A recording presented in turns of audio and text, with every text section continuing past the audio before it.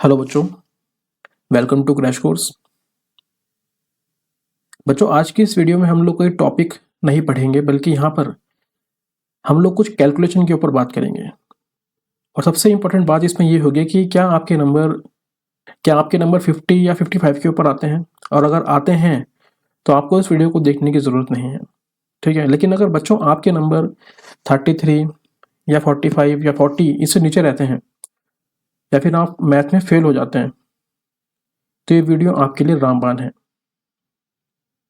ठीक है। क्योंकि बच्चों मेरे को पढ़ाते हुए 8 साल हो चुके हैं, तो मेरे को पता है बच्चे कहाँ पर फंसते हैं, ठीक है। तो इस वीडियो के अंदर सिर्फ मैं आपको कैलकुलेशन नहीं सिखा दूंगा कि मैं आपको प्लस माइनस कैसे करना है, फास्ट तरीके से कैसे करना है सिखा के मैं चला जाऊंगा। बच्चों ऐसा मैं बिल्कुल नहीं करने वाला हूँ, क्योंकि इस वीडियो के अंदर मैं आपको क्लास 6 से लेके क्लास 10 तक के जितने भी कॉन्सेप्ट जो आपको पढ़ने चाहिए थे अपने टाइम पे, वो पढ़ाने वाला हूँ। सपोज बहुत से बच्चे ऐसे होंगे जो क्लास 10th में होंगे, लेकिन उनको क्लास 6 के क्वेश्चन भी सॉल्व करने नहीं आते हैं, ठीक है। वैसे आप लोगों ने बहुत देर तो कर ही दी है, अब तक आपको आने चाहिए थे, लेकिन फिर भी अगर आपको नहीं आते हैं तो ये वीडियो आपके लिए बहुत इंपॉर्टेंट है। वैसे ये video class 6, 7th, 8th, 9th और 10th इन सब क्लास के बच्चों के लिए है। और CBSE, ICSE और कोई भी स्टेट बोर्ड का बच्चा अगर इस वीडियो को देख रहा है तो ये उसके लिए भी इतनी ही बेनिफिशियल है। कहने का मतलब यह है कि अगर आपकी मैथ कमज़ोर है तो ये वीडियो आपके लिए है, ठीक है। इस कैलकुलेशन बूस्टर के अंदर मैं कम से कम यहाँ पे 7 से 8 वीडियो बनाऊंगा, और अगर कम रही टॉपिक कवर अगर नहीं हो पाए तो ज़्यादा वीडियो भी बन सकते हैं, ठीक है। क्योंकि इसके अंदर मैं आपको भरपूर जितना भी कॉन्सेप्ट आपको आना चाहिए मैथ के अंदर वो सब सिखा दूंगा। अभी होता क्या होगा, आप लोग जब अपने क्वेश्चन सॉल्व करते होंगे, मैं खास तौर से 8th, 9th और 10th क्लास के बच्चों की बात कर रहा हूँ, जब आप क्वेश्चन सॉल्व करते होंगे तो आप देखते होंगे कि आप थोड़ा बहुत क्वेश्चन सॉल्व करेंगे और बीच में आप फंस जाएंगे जाके, उसके बाद आप क्वेश्चन सॉल्व नहीं कर पाते होंगे। वो इसलिए है बच्चों क्योंकि आप लोगों के बेसिक्स जो है वो कंप्लीट नहीं है। आपको जिस टाइम पे मैथ पढ़ाई जा रही थी आपने उस टाइम पे ध्यान नहीं दिया, तो आपकी मैथ अब धीरे धीरे खराब होती चली गई है। ऐसा कुछ नहीं है कि आपकी मैथ सिर्फ 1 साल में खराब हुई है, नहीं बच्चों, आपकी मैथ पहले से ही खराब हो गई है। जब आप क्लास 5 के अंदर थे, फिर 6 के अंदर आए, ऐसे करते करते आप लगातार पास तो होते गए, लेकिन आपकी मैथ खराब होती चली गई।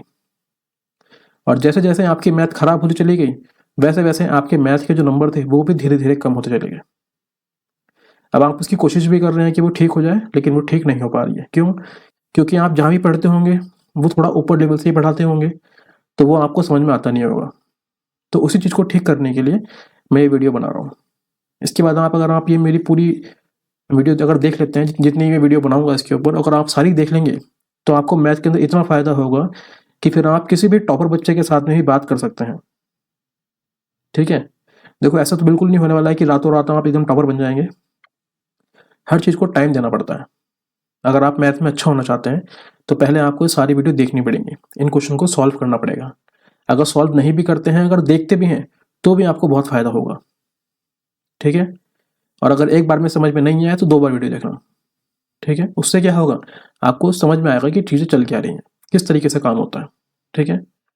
तो अगर आप जेन्युइनली अपनी मैथ को ठीक करना चाहते हैं और ये सोच रहे हैं कि क्लास 10th में मैं अच्छे नंबर से पास करूंगा, अपने पेरेंट्स के लिए कुछ अच्छा करके दिखाऊंगा, तो बच्चों आपको ये वीडियो देखनी पड़ेंगी सारी की सारी। क्योंकि मैंने यूट्यूब पर कहीं भी देखा है, बहुत सारी वीडियो मैंने देखी है, लेकिन वहाँ पर इस तरीके से नहीं पढ़ाया गया है, ठीक है। सब लोग अपना कोर्स बेचने में लग रखे हैं, आप लोग कोर्स खरीद भी रहे हैं, लेकिन फिर भी आपको फ़ायदा नहीं हो रहा है, ठीक है।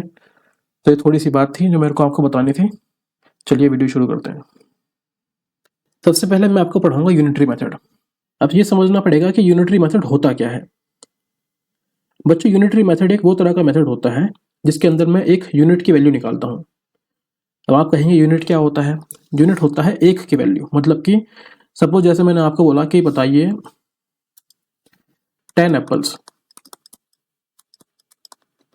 अगर मैंने कहा 100 रुपए के हैं, तो बताओ एक एप्पल कितने का होगा? आप तुरंत कहेंगे एक एप्पल 10 रुपए का हो जाएगा, ठीक है। लेकिन कोई बच्चा अगर इसको नहीं निकाल पा रहा है तो मैं आपको ये सिखाऊंगा कि कैसे निकलता है ये चीज़ें। आपको लग रहा होगा ये तो बहुत आसान टॉपिक है, मेरे को आता है। बच्चों जब धीरे धीरे आप मैथ सॉल्व करेंगे ना, तो आपको ये टॉपिक, ये कॉन्सेप्ट करने में भी दिक्कत आएगी। तो इसको अभी समझ लेंगे तो आगे दिक्कत नहीं आएगी, ठीक है। तो मैंने आपको बोला कि 10 एप्पल 100 रुपीज़ के थे, तो 1 एप्पल कितने का? 10 का। अब देखो अगर कंफ्यूज करना होगा तो कंफ्यूज करने के लिए क्वेश्चन कैसा आएगा, वो आपको बोलेगा कि 13 एप्पल्स 169 के हैं। कितने के हैं? 13 एप्पल 169 के हैं, तो बताओ 18 एप्पल कितने के होंगे? बहुत से बच्चे यहाँ पे हार मान जाएंगे, अब वो सॉल्व नहीं कर पाएंगे। तो यही आपको सिखाना है, ठीक है। तो इसको स्टार्ट करने से पहले मैं आप लोगों को थोड़ा बेसिक कराता हूँ कि हमें करना कैसे पड़ता है, ठीक है। देखो हम करते क्या है, हमें यहाँ पे एक की वैल्यू निकालनी है, हमको यहाँ पर एक की वैल्यू निकालनी है। सपोज जैसे मैंने आपको बोला कि 10 एप्पल्स 100 रुपीज के थे। कितने रुपीज के हैं? 100 रुपीज के। तो आपको उसको शॉर्ट फॉर्म में लिख के दिखाना है। और मैंने पूछा है कि बताओ 2 एप्पल्स कितने के होंगे? 2 एप्पल्स कितने के होंगे? जब 10 एप्पल 100 रुपए के हैं तो बताओ 2 एप्पल कितने के होंगे? ठीक है। तो यहाँ पे करना कैसे है, आपको करना है 1 इंटू 10 एप्पल्स, इस तरह लिखना है, ठीक है। और बाद में यहाँ पे उतार देना है 100 रुपीज, ठीक है। हमें निकालनी है एक की वैल्यू। जब एक की वैल्यू निकालनी है तो एक यहाँ पे रहेगा, ये 10 कहाँ जाएगा? ये 10 मल्टीप्लाई में है। आपको इतना ध्यान रखना पड़ेगा कि इजिकल्स टू में अगर कोई भी चीज अपनी जगह छोड़ती है तो वो अपना साइन चेंज करती है। अगर कोई चीज इजिकल्स टू में इधर है, अगर कोई चीज इजिकल्स टू में इधर है, अगर वो प्लस में है तो इधर आके माइनस में हो जाएगी, अगर वो माइनस में है तो इधर आके प्लस की हो जाएगी, और अगर मल्टीप्लाई में है तो वो डिवाइड में आ जाएगी, और अगर डिवाइड में है तो मल्टीप्लाई में चली जाएगी। जैसे कि यहाँ पे ये 10 इस 1 के साथ में कैसा है? मल्टीप्लाई में है, तो ये कहाँ जाएगा? उसके डिवाइड में। तो 1 10 चला गया नीचे, तो ये क्या आ जाएगा? ये हो जाएगा 1 एप्पल आएगा, sorry 1 apple equals to 100 rupees. ये 10 कहाँ गया? यहाँ 10 मल्टीप्लाई में, तो कहाँ जाएगा? उसके अपॉन में। इस 10 से 10 कट जाएगा 10 बार में। मतलब कि आपने निकाल दिया कि 1 एप्पल कितने रुपीस का है? 10 रुपीस का है। इतना सबको समझ में आ गया होगा मैंने क्या करा है, ठीक है। नहीं भी आया तो आगे और क्वेश्चन आएंगे, ठीक है। तो 1 एप्पल कितने के हो गए? आपके 10 रुपीज के हो गए। अब मेरे को निकालना है 2 एप्पल कितने के होंगे। हमको पता है 1 एप्पल 1 रुपीज का है, तो ये मेरे को यहाँ पे 2 लेके आना है। मतलब कि मेरे को यहाँ पे 2 से मल्टीप्लाई करनी पड़ेगी, सिंपल। जब मैं यहाँ पे 2 से मल्टीप्लाई कर दूंगा तो इजिकल्स टू में क्या करते हैं बच्चों, अगर मैं कोई चीज यहाँ पे कर रहा हूँ तो वही चेंज मेरे को यहाँ पे भी करना पड़ेगा। अगर मैं 2 से यहाँ मल्टीप्लाई कर रहा हूँ तो मेरे को 2 से यहाँ भी मल्टीप्लाई करना पड़ेगा, कोई दिक्कत नहीं होगी। तो 2 इंटू 1 कितना हो जाएगा? 2 apples equals to 10 into 2 rupees. कितना हो जाएगा? तो 2 एप्पल आपके निकल के आ जाएंगे 20 रुपीज के। ये आपका आंसर है। अब देखो इस छोटे से क्वेश्चन के अंदर हमने कितने सारे स्टेप चले हैं, तो ये हमको कट करने पड़ेंगे, लेकिन धीरे धीरे पहले अभी हम समझ रहे हैं तो इसलिए मैं इतना बड़ा आपको दिखा रहा हूँ। जब आपको थोड़े से क्वेश्चन सॉल्व करने की आदत हो जाएगी तो आप इसको खुद ही छोटा करना स्टार्ट कर देंगे, ठीक है। आगे समझते हैं एक और चीज, थोड़ा सा कॉन्सेप्ट और देख लेते हैं। जैसे मैंने आपको बोला 11 मैंगो 11 मैंगोज 121 के हैं। कितने के हैं? 121 रुपीज के हैं। तो बताइए 10 मैंगोज कितने के होंगे? ठीक है, करना वही है। यहाँ लिखेंगे पहले 1 इंटू 11 और यहाँ पे आ जाएगा मैंगोज, यहाँ पे सेम उतर जाएगा 121 रुपीज। हमें तो एक की वैल्यू निकालनी है, तो यहाँ पे आ जाएगा 1 मैंगो इक्वल्स टू 121 अपॉन में कौन आ जाएगा इसके? ये 11 यहाँ मल्टीप्लाई मारा तो कहाँ जाएगा? उसके अपॉन में। 11 काट देगा 11 बार में, तो ये हो जाएगा आपके पास 1 मैंगो इक्वल्स टू 11 रुपीज। और हमें कितनी की वैल्यू निकालनी है? 10 की निकालनी है। मतलब कि यहाँ पे 10 से मल्टीप्लाई करना पड़ेगा। जब 10 से यहाँ मल्टीप्लाई करेंगे तो 10 से यहाँ मल्टीप्लाई करना पड़ेगा। ये हो जाएगा 10 मैंगो इक्वल्स टू 11 इंटू 10, जो कितना हो जाएगा? 110 रुपीज। यही क्या है आपका आंसर, ठीक है। अब करते हैं क्वेश्चंस। यहाँ पे उसने बोला है कि 19 एप्पल कितने रुपीज के हैं? 57 के। हमें कितने की निकालनी है? 17 एप्पल की कॉस्ट निकालनी है। मतलब कि उसने बोला है कि 19 एप्पल्स कितने रुपीज के हैं? 57 के हैं। कितने के हैं? 57 रुपीज के हैं। हमें कितने की वैल्यू निकालनी है? हमें निकालनी है 17 एप्पल्स की। अब आप करना, आपको आ गया होगा। कैसे लिखेंगे? 1 इंटू 19 एप्पल्स इक्वल्स टू 57। हमें यहाँ पे क्या करना है? हमें निकालनी है एक की वैल्यू, तो ये आ जाएगा 1 एप्पल इक्वल्स टू 57 अपॉन में 19 यहाँ मल्टीप्लाई में तो कहाँ जाएगा उसके अपॉन में 19 काटेगा इसको 3 बार में 19 3 जा 57 तो ये हो जाएगा आपके पास 1 एप्पल इक्वल्स टू 3 रुपीज़। हमें कितने की वैल्यू निकालनी है? हमें निकालनी है 17 की वैल्यू। तो यहाँ पे 17 से मल्टीप्लाई कर देंगे। जब 17 से यहाँ मल्टीप्लाई करेंगे तो 17 से यहाँ मल्टीप्लाई कर देंगे तो ये हो जाएगा आपका 17 एप्पल इक्वल्स टू 3 इंटू 17 जो कितना होता है 17 3 जो 51। ये आपका आंसर आ जाएगा। ठीक है, अब अगले वाले क्वेश्चन के अंदर मैं आपको बताऊंगा कि आपको स्पीड किस तरीके से आपको बढ़ानी है और किस तरीके से आपको स्टेप छोटे करने हैं। अगला क्वेश्चन है the cost of 12 mango is 120 find the cost of 2 dozen mango. पहले समझ लेते हैं कि यहाँ पे ये लिखा जो है 2 डजन इसका मतलब क्या है। देखो बच्चों 1 डजन मतलब होता है 12, चाहे वो एप्पल हो चाहे बनानास हो चाहे मैंगोज हो। अगर वहां पे लिखा है 1 डजन मतलब क्या हुआ इस डजन के अंदर 12 होंगे। तो यहाँ पे लिखा है 2 डजन तो 2 डजन का मतलब कितना होगा मतलब कि 2 इंटू 12 जो कितना हो जाएगा 24। मतलब कि हमको 24 मैंगोज की वैल्यू निकालनी है। ठीक है, तो यहाँ पे हमको गिवन है 12 मैंगो। 12 मैंगोज कितने रुपीस के हैं 120 के हैं। हम लोग कर क्या रहे थे हम लोग यहाँ पे 1 लिख रहे थे बाद में 12 लिख रहे थे और बाद में इस 12 को उसके नीचे लेके आ रहे थे। यहाँ मैं डायरेक्ट कर दूंगा। मेरे को पता है यहाँ पे लिखा है 1 मैंगो इक्वल्स टू 120 और 12 कहाँ जा रहा था उसके अपॉन में।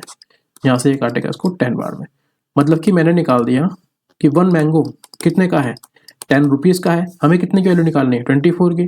तो यहाँ पे 24 से मल्टीप्लाई कर देंगे तो 24 से यहाँ ही मल्टीप्लाई करना पड़ेगा। ये हो जाएगा 24 मैंगोज इक्वल्स टू 10 इंटू 24 जो कितना हो जाएगा 240। यही आपका आंसर हो जाएगा। ठीक है, अगले वाले क्वेश्चन के अंदर थोड़ा सा और स्टेप कटिंग करेंगे। ठीक है, यहाँ पे लिखा है आपके पास 13 टॉफी कितने रुपीज़ की है 169 की है। हमें कितने की निकालनी है हमें निकालनी है 20 टॉफीज़ की वैल्यू। तो हमको पता है जब 13 टॉफी अगर 169 की है तो मैं क्या कर रहा था मेरे को पता था ये 13 इसके अपॉन में आ रहा है और यहाँ 1 लिख रहा हूँ मैं तो डायरेक्ट काट दो ना इस 13 को क्योंकि इजिकल्स टू में आमने सामने के नंबर कटते हैं। तो ये 13 काटेगा इसको 13 बार में। टेबल आपको याद करने पड़ेंगे बच्चों कम से कम आपको 15 तक। अगर आप क्लास 9th और 10th के बच्चे हैं सुन रहे हैं तो आपको कम से कम 15 तक के टेबल याद होने चाहिए। और अगर आप क्लास 6th 7th और 8th के बच्चे हैं तो आपको कम से कम 12 तक के टेबल याद होने ही चाहिए तभी आप मैथ में अच्छा स्कोर कर सकते हैं।